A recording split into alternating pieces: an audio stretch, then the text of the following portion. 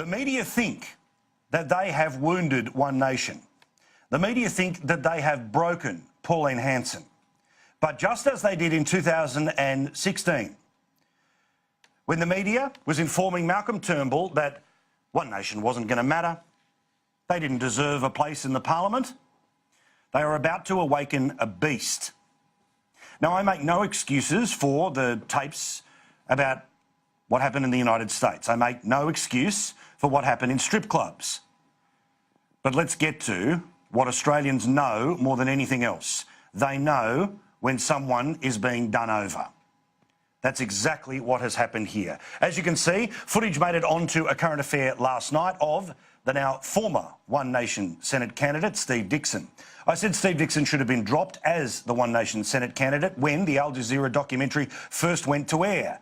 Not because they were seeking money from the NRA. Remember, in the two documentaries, both of an hour in length, not a single example of them actually asking the NRA for money.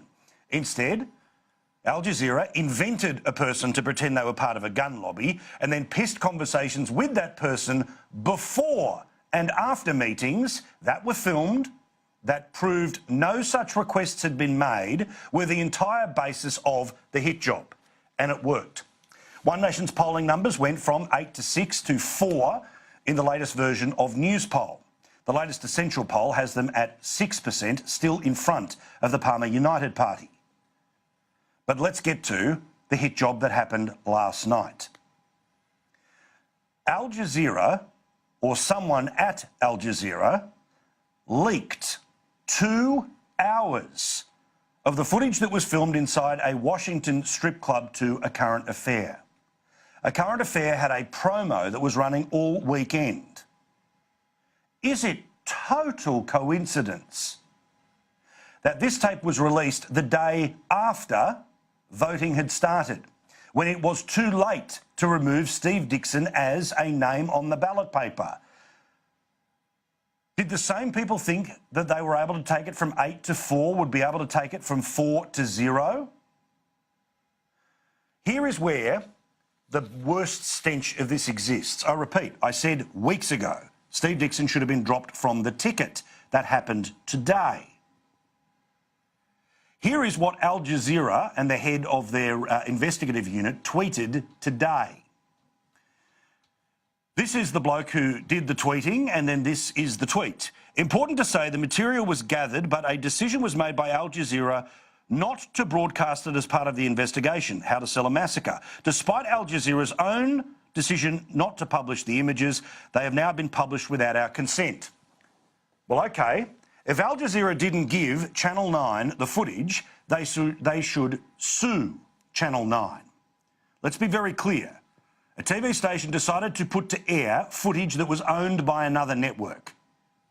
If they don't launch those court proceedings, then it's pretty freaking obvious that if it wasn't directly handed from the servers of Al Jazeera, they were more than happy for it to float out the door, to mysteriously turn up a day after the ballot papers started being sent around the country. Now, to the bit where this backfires. Pauline Hanson drew a line in the sand that was a personal line in the sand. For those of you who know Pauline Hanson, loyalty, often at times to her failing, but still, loyalty is something that she considers pretty damn important. But she also said today in her press conference that the reason she had to dump Steve Dixon was because if her own boys had behaved like that, she would be just as angry. This was a normal suburban woman having a reaction to some of the stuff that happens in strip clubs. Not illegal, but something that clearly a lot of people have a problem with. But the bigger problem is the beast that will be awoken by this very dirty trick. Because when Pauline Hanson reappeared tonight on the Bolt Report and over on Channel 9, on the very same program that aired that video last night, she well and truly turned some people's heads. Have a look. I've copped it more than once, and I keep getting up and I'll have another go until the people don't want to vote for me. I've had Fraser Anning, I've had Brian Burston, I've had a whole list of them, David Alford, you name them. Where are they now? Where are they? I've stuck with this because I believe in making a change for the people.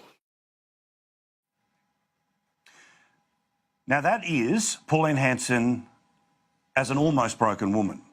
But every single time, be it if they print fake nude photos of her, be it if they do a set-up sting or leak footage like they did in the manner in which they have, she fights back.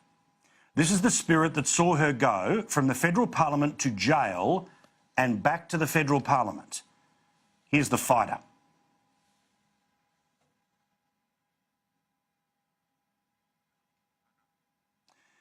The fighter in Pauline Hanson is the fighter who Australians like.